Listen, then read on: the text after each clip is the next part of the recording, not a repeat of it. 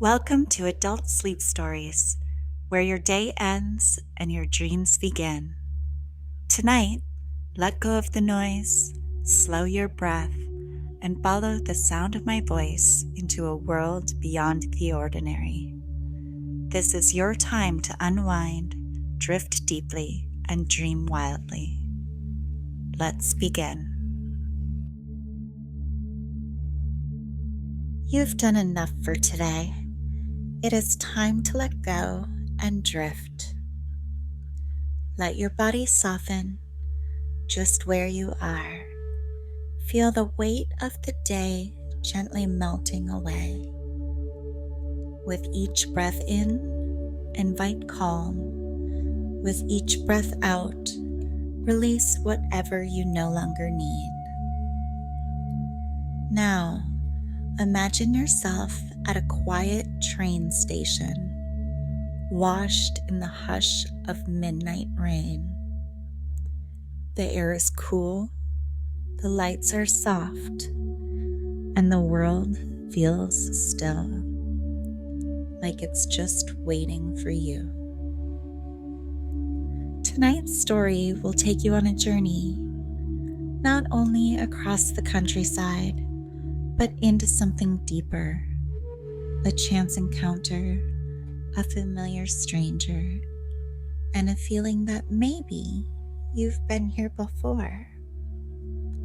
Let the rhythm of the rails carry you. Let the voice of memory guide you. You're safe here.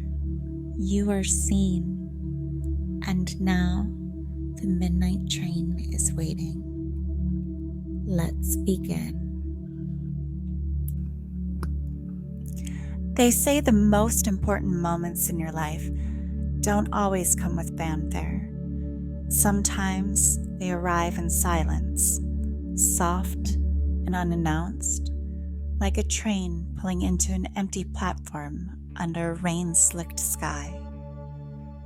For me, it began with everything going wrong. The meeting was canceled, the hotel overbooked, my flight delayed, rescheduled, then delayed again. My shoulders ached from the weight of disappointment. My mind was tired, my spirit even more so. So I booked a train. A midnight line to Levington, slow and winding, out of the way. But it felt right in a way I couldn't explain, like the universe nudging me somewhere I hadn't thought to go. The platform was nearly empty, and the rain had just stopped, leaving behind the scent of wet concrete and fading heat. When I stepped onto the train, a wave of something unexpected hit me, a kind of nostalgia. The leather and cedar of the seats, the golden light of the old brass sconces. It smelled like a story someone forgot to finish writing. I slowly walked, rolling my suitcase behind me until I found my compartment. Deep maroon cushions, a pull-down table, a window to nowhere. Someone was already seated by the window. He had a kind face, tired but warm. His eyes flicked open as I entered, and I felt the air shift between us. "Is the seat taken?" I asked. He looked at me like he was trying to remember something. "Not if you're real," he said, and he smiled.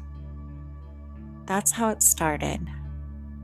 I slid into the seat across from him. My coat was still damp from the rain, my cheeks flushed from the cold. He had a quiet calm about him. Business casual undone, tie loosened, watch a little too nice for someone riding coach. "Lila," I said, offering my hand. "Jack." His grip was steady, confident, present. The train gave a sigh and began to move. Outside, the lights of the platform blurred into golden streaks. Inside, everything stilled. We didn't speak at first, but I noticed the way he kept stealing glances at me, like I was an echo of someone he used to know. There was something about him, too, something oddly familiar. A crease near his left eye, the way he rested his elbow on the armrest. It stirred something in me I couldn't name. The train picked up speed, and I leaned back into the velvet seat. Jack closed his eyes again, but not completely. I think he was still watching me. And I wasn't sure why, but somehow I didn't mind. It started with a question about books. Not weather or work, or the usual surface level noise strangers toss back and forth to fill time. Jack asked what book I'd most recently stopped reading and still thought about. And just like that, we slipped into something deeper. We talked like people who already knew each other in some unexplainable way. Like we were remembering, not discovering. Cities we missed, libraries we loved, the beauty of thunderstorms. He told me he worked in corporate finance, but once dreamed of writing music. His voice cut slightly when he said it, like it still mattered more than he let on. I told him I was a landscape photographer, or used to be. I hadn't picked up my camera in over a year. Not weather or work or the usual surface level noise strangers toss back and forth to fill time.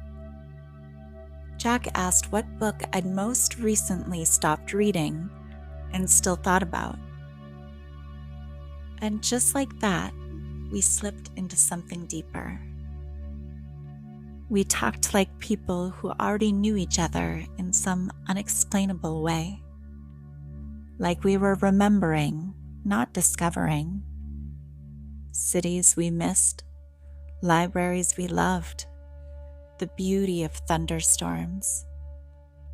He told me he worked in corporate finance, but once dreamed of writing music.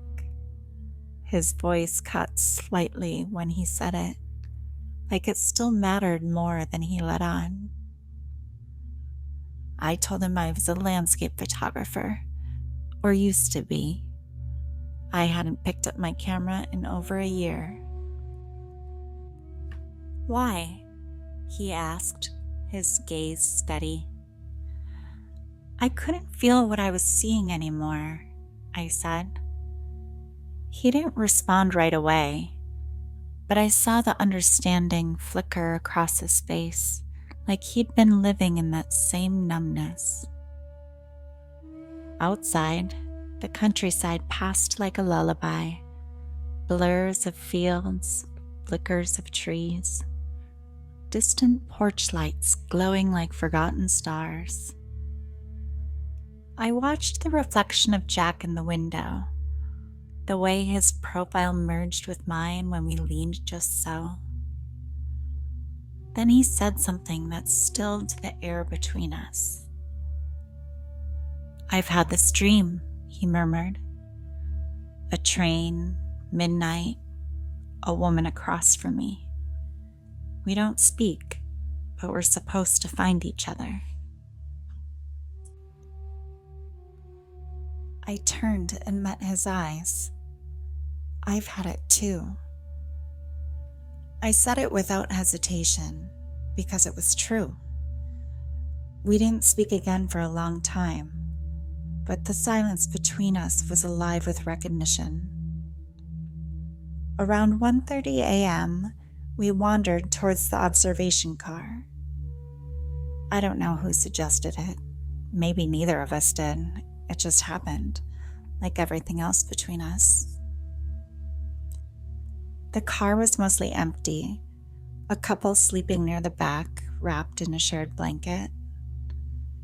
We took the front, under the wide, curved ceiling of glass. The sky above reached out like a secret being whispered to anyone willing to listen. I curled my knees to my chest, pulling my coat tighter. Jack loosened his tie and leaned his head back, eyes closed, then open, then drifting again. I used to come here in dreams, I said. Not here exactly, but a place like this. And you were always just out of frame. His head turned toward me. The way he looked at me, he didn't even question it, didn't try to explain it away. He just reached out and took my hand.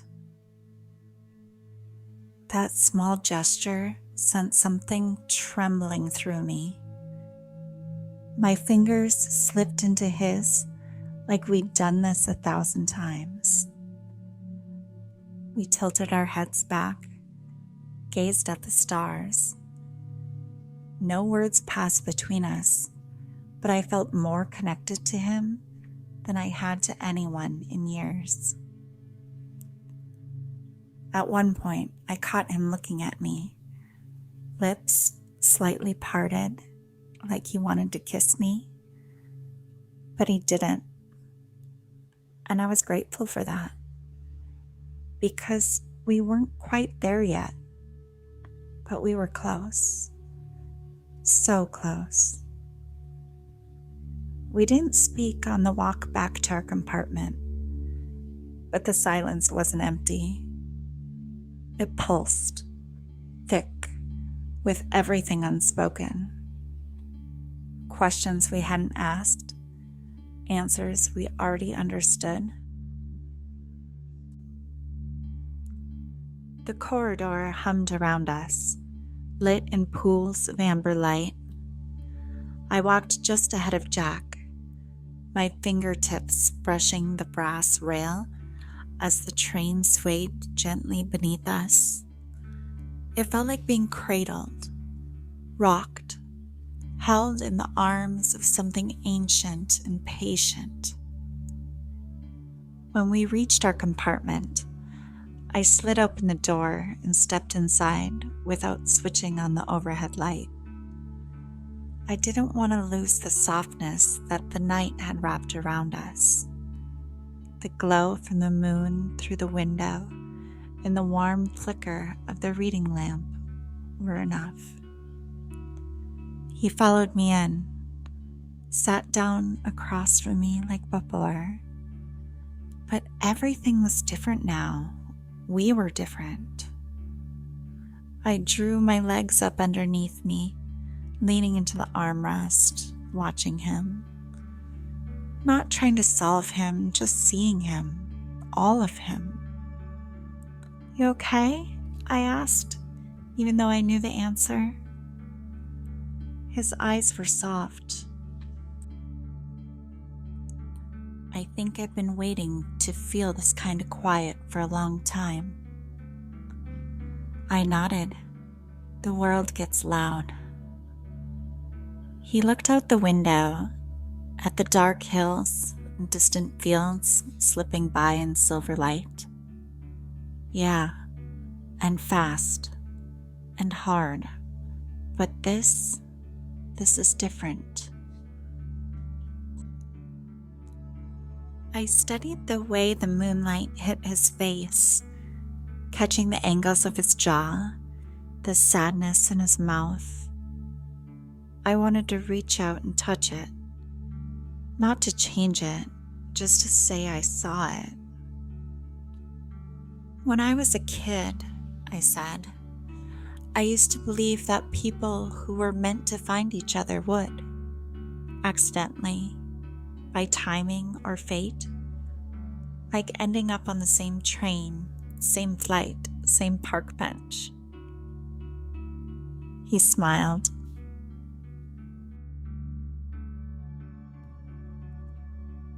And do you think this is one of those accidents? No, I said. I don't think any of this feels accidental. The train gave a soft jolt, rounding a slow bend. I reached up and pulled the curtain halfway shut, letting a sliver of moonlight fall across the seats between us. My fingers found his. I didn't grip, didn't move. I just rested there, letting the electricity of contact pass between us like a current.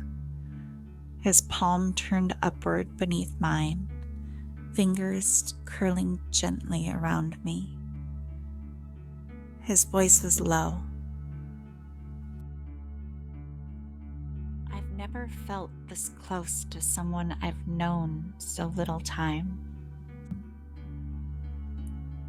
I felt the ache of it, the honesty, the risk. Time isn't always linear when it comes to the heart, I whispered. He moved, then quiet and slow, to sit beside me instead of across. I shifted to make room, and we settled into that soft space between closeness and something more. We leaned back, shoulder to shoulder, heads nearly touching. The hum of the train moved through us like a rhythm we already knew by heart. Tell me something you've never told anyone, I said. There was a long pause before he answered.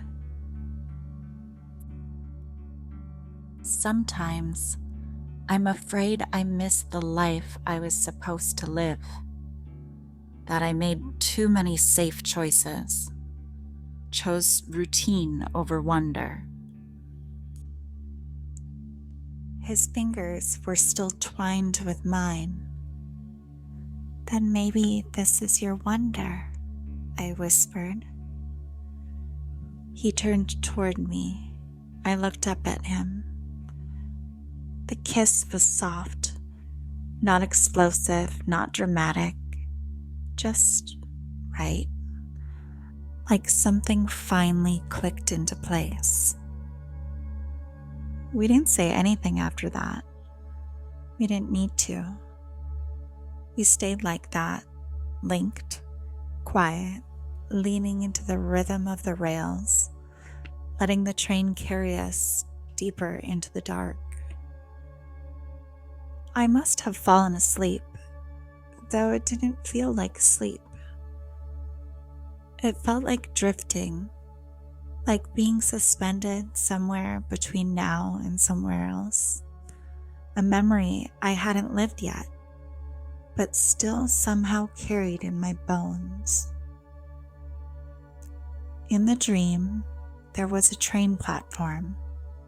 Fog hung in the air like breath that couldn't find its way home. I stood in a cream-colored dress, my hands gloved, trembling. He felt my face in both of his. His eyes, Jack's eyes, were filled with something devastating. He whispered something I couldn't hear. I cried. The train pulled away and he stayed behind. I woke with the ache of it still lodged in my chest. In the dream, there was a train platform.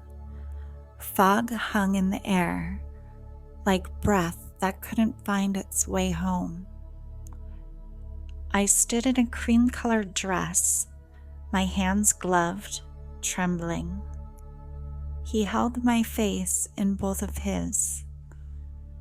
His eyes, Jack's eyes were filled with something devastating. He whispered something I couldn't hear. I cried. Then the train pulled away, and he stayed behind. I woke with the ache of it all still lodged in my chest. Jack was beside me still, his head tilted toward mine, our hands still loosely clasped between us. The compartment was dim, the window haloed in fog. Outside, the landscape moved in slow motion. Hills wrapped in mist, moonlight resting on the shoulders of trees like an old friend. He stirred, brushed a strand of hair from my face. I blinked up at him, still not sure if I was fully awake. "Hey," I said quietly. "You were talking in your sleep." He looked at me, blinking the last of whatever dream he'd been in out of his eyes. "What did I say?" "You said my name," I said softly, "and something about the station in 1924. He stilled, just for a moment. Then, "Weird." But I didn't laugh, didn't brush it off, because I'd seen it too. I felt it. "You ever dream something that didn't feel like a dream?" I asked. "All the time," he said. "But this one felt like a memory. Yours, mine, ours, I don't know." I sat up and pulled the blanket around my legs and hugged my knees to my chest. "There's something I've never told anyone," I said slowly. "But I've had the same dream since I was a teenager.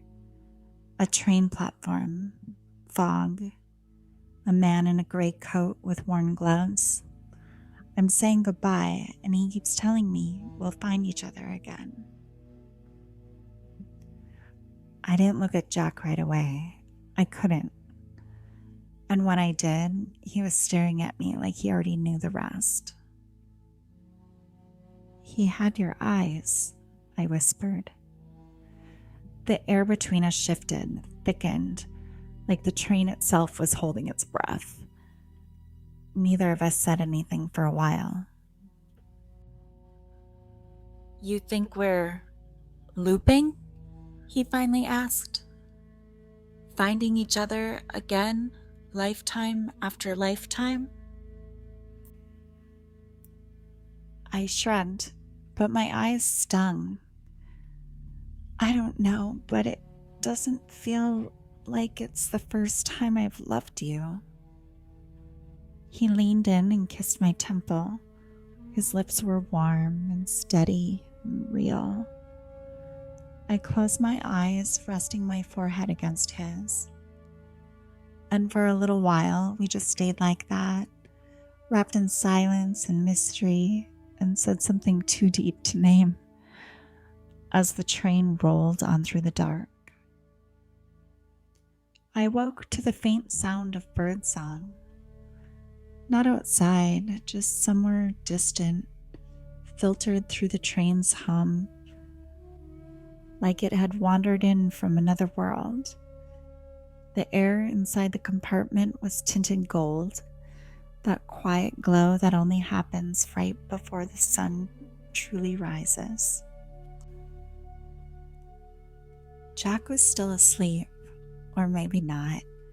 His eyes were closed and his breath was steady, but I was nestled into the space between his chest and shoulder, one of his arms wrapped around me.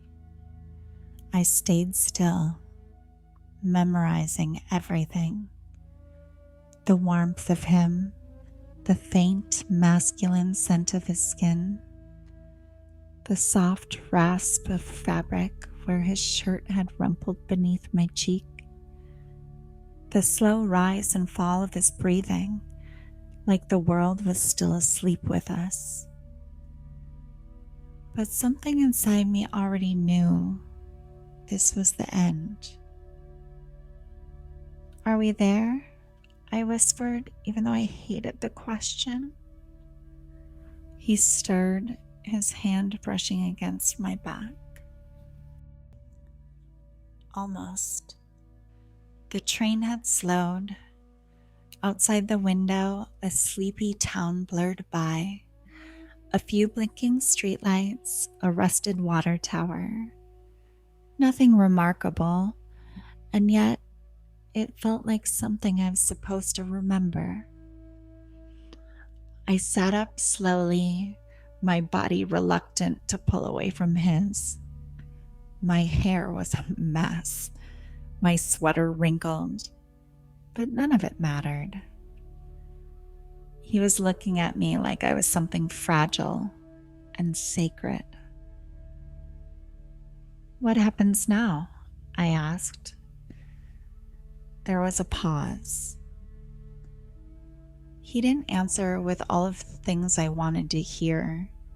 He didn't ask me to stay, didn't offer a reason for us to keep this going. But I saw it in his eyes, the ache, the wish. "Where's your stop?" he asked instead. I reached for the folded ticket in my pocket. 2 more stations. "Mine's the next one," he said. And there it was. The moment slipped between us like breath. We gathered our things together quietly, folded the blanket, tucked the pillows back into place, rearranged the room into something less intimate, less lived in. But there was nothing casual about it. Each moment felt heavy, reverent, like we were packing up a memory we didn't know how to carry. As the train came to a full stop, he turned to me. "This wasn't nothing."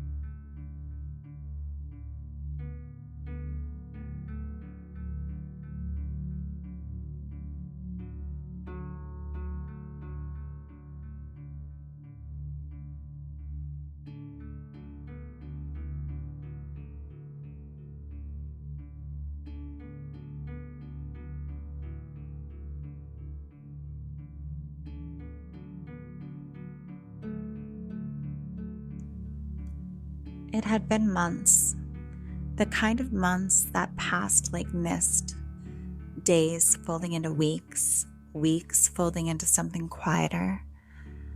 I stopped checking train schedules, stopped looking for answers in the sky, but still he lingered.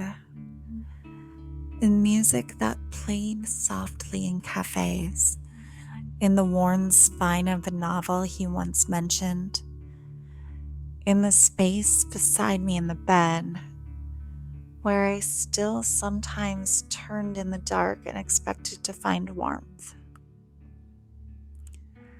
And then, one crisp afternoon in October, I wandered into a station I hadn't meant to visit.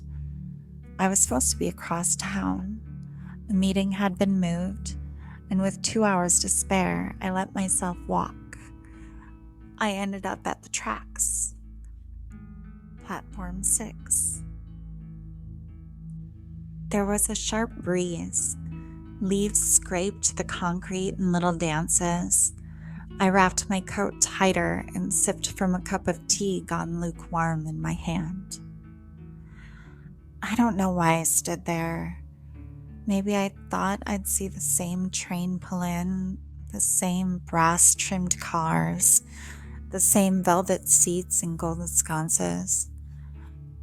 Maybe some part of me still hoped.